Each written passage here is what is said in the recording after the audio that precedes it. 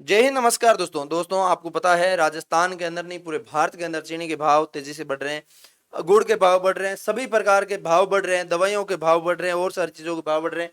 लेकिन किसानों की यहाँ पे दूध की आमदनी क्यों नहीं बढ़ रही? तो मामला क्या क्या अटकता है? मतलब सामने वाले की चीजें अगर भाव बढ़ गया, हमारा भाव कौन बढ़ गया? तो मामलों के सारी चीजें आपके सामने पेश करूं तो बहुत बेहतरीन तरीके समझा दूंगा, तो पूरा वीडियो अंत तक देखे जाइयो।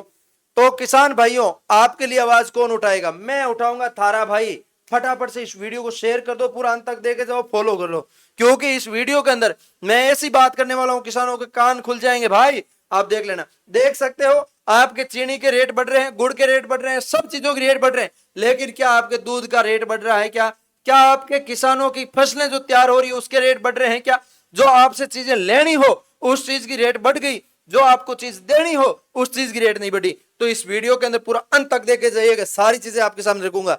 किसान भाइयों, आपके लिए हरा चारा हो गया, आपके लिए खरीदने वाली चीजें हो गई, वो सब महंगी हो जाती है, लेकिन आपके लिए यहाँ पे जो दूध बेच रहे हैं, घी बेच रहे हैं, उन चीजों का आपका भाव नहीं बढ़ रहा।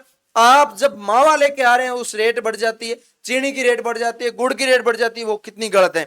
आपका रेट नहीं बढ़ता लेकिन सामने वाले का रेट बढ़ जाता है। बढ़ाता कौन है? सरकार बढ़ाती है, कौरव बढ़ाता है? सारी बात बताऊंगा, चैनल सब्सक्राइब कर दीजिए। तो दूध खरीद का मूल्य किन बातों पर निर्भर करता है? सबसे पहले देख लीजिएगा, बाजार के अंदर दूध कितनी मांग हो रही है, दूसरा यहाँ पे दूध की कितनी उपलब्धता है, मक्खन, घी, पनीर, स्किन, मिल्क पाउडर आदि बाजार में कैसा है, और इसके अलावा मिल्क जो आपके पाउडर और अन्य उत्पादों की स्टॉक कितना है, घरेलू बाजार की स्थिति क्या है, अंतरराष्ट्रीय बाजार डेयरी उत्पादों की कीमत क्या है, processing, packaging, transporting, cold drink और ये वितरण की क्या सुविधा है, उस आधार पे ये चीजें हैं जो भाव बढ़ता है, भाव घटता है, ये सारी चीजें डिपेंड करती है। अब मैं बात करूं फसलों के भाव के अंदर, आपकी सरकार की ध्यान देना चाहिए, सब फसलों के अंदर एमएसपी लागू हो, सभी प्रकार की मंडी के भाव में बढ़ोतरी हो, मांग अंतरराष्ट्रीय बाजार तक पहुंच जाए, और दूध के अंदर भाव आखिर कौन तय करता है उनके बारे में बात करूं तो भारत सरकार दूध के खरीद और बिक्री मूल्य पर सीधे नियंत्रण नहीं करती है।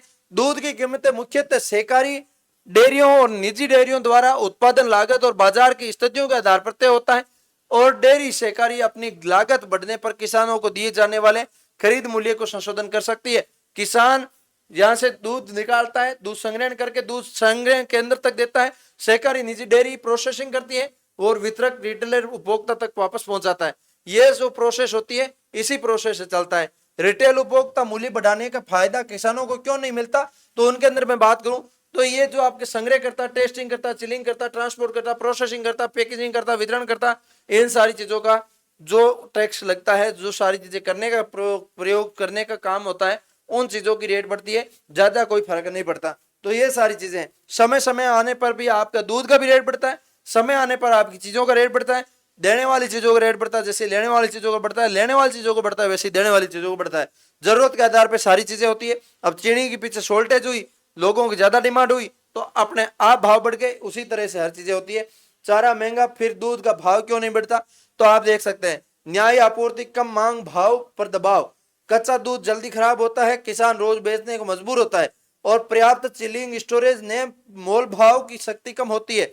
इसी कारण से ये गुणवत्ता और फैट प्रोटीन के आधार पर भी मूल्यों का अंतर होता है।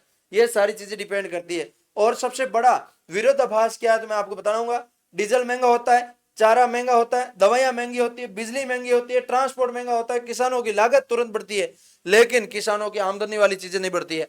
ये सारी चीजें हो रही है। किसानों के साथ में कौन खड़ा है? किसान की हितैषी सरकार ही नहीं है तो और कौन हो सकता है? सरकार अपनी एमएसपी लागू कर दे में कि इतने रुपए लीटर से कम नहीं दी जाएगी, इतना लीटर बढ़ाया जाएगा, डायरेक्ट अपना कब्जा है, सरकार क्यों नहीं कर लेती? सरकार कब्जा कर ले तो और बेटर हो जाएगा, सरकार रेट अच्छी दे तो और बेटर हो जाएगा। ये सारी चीजें आपके सामने मैंने पेश की है, बेहतरीन तरीके से समझा दिया। किसी प्रकार का डाउट लगे तो कमेंट कर बताइए। मिलेंगे किसी वीडियो के साथ, तब तक के लिए जय हिंद, जय भारत।